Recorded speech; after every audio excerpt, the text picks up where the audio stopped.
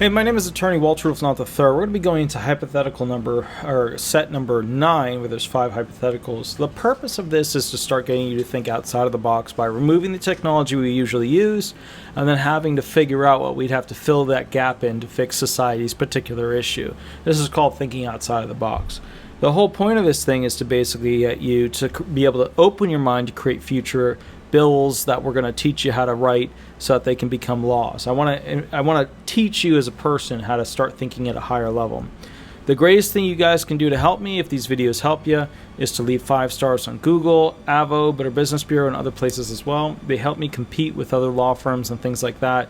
So I hope that these videos do help you. If not, then obviously do your own thing. But the point is this: if you want to help me out, those 5 stars, they mean a lot to me. So here's set number 9. What if humans became disinterested in each other and relationships were never formed? Well, who would take the children in that instance if children were to be made? People would be significantly more self-reliant.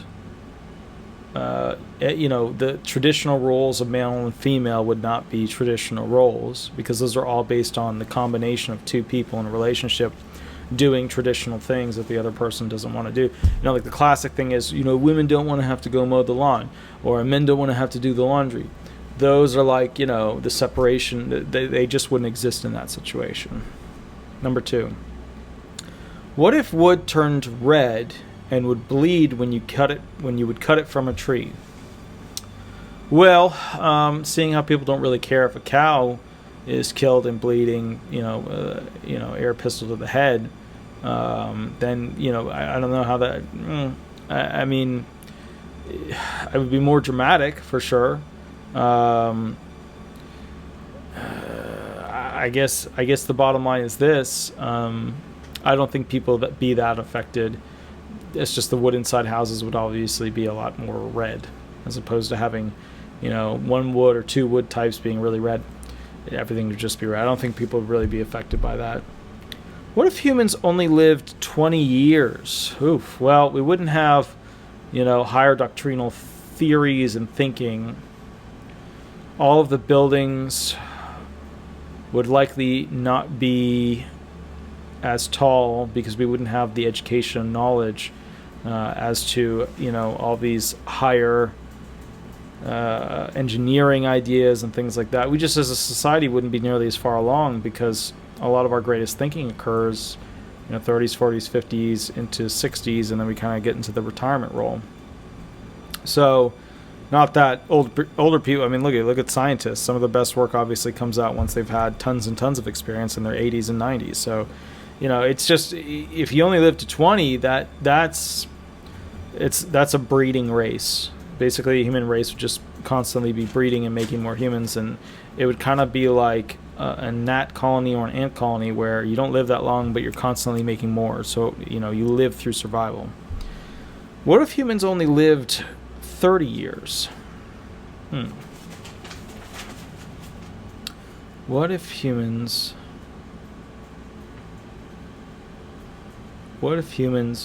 only lived 30 years? Well, now we're out of the breeding area. Now we're more into the developing families there, because a lot of the people I know, in their 20s and 30s, that's where they're having a lot of kids, and they're doing the family thing now, and they're buying a home, and their first home sucks, and blah blah blah. So you'd start to see less of you'd start to see a little bit of that combined unit, where you're starting to structure yourself as like you being 2 people that don't care about society. You're just doing your thing. So you'd start to see more of that formation, which means I think you'd see more.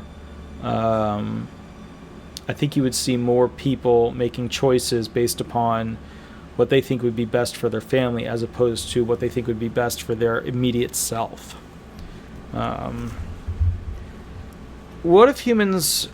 Oh no! What if the Earth was devoid of sea life? Oh.